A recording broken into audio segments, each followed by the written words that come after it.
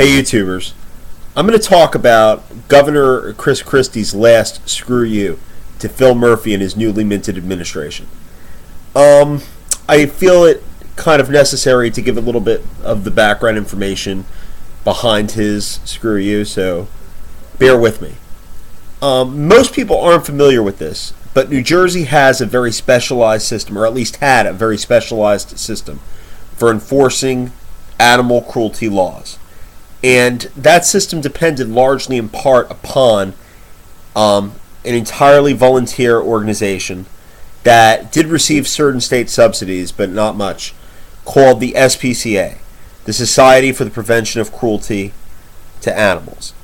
And the Spca maintained a division of volunteer police officers that would go through the state and enforce the animal cruelty statutes by signing complaints in local courts, trying to persuade prosecutors to indict severe animal cruelty offenders, and this and that.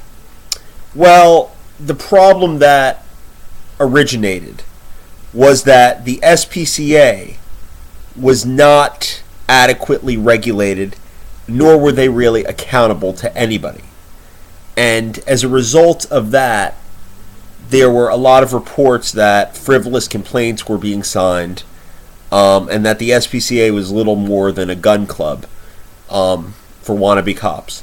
And what happened was, in the waning hours of the Christie administration, Chris Christie signed a bill into law which essentially took away and stripped the Spca of all of their police powers. And now we're in the predicament that the environmental lobby that was very much behind Phil Murphy's candidacy for governor wants the animal cruelty laws to be enforced, but Phil Murphy and his administration know deep down that they can't simply reinstate the police powers to the Spca without horrible things happening.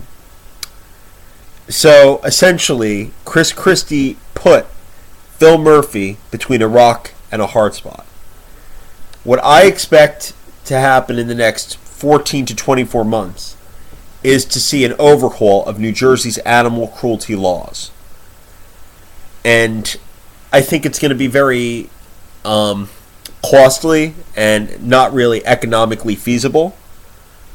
But I think that it's going to serve a lot of interest. Animal cruelty offenders aren't going to be getting slapped on the wrist with small fines in local courts anymore. I expect to see more prosecutions brought to a grand jury and more indictments made for animal cruelty offenders. And overall, I think that the overhaul of the animal cruelty system is in the state's best interest.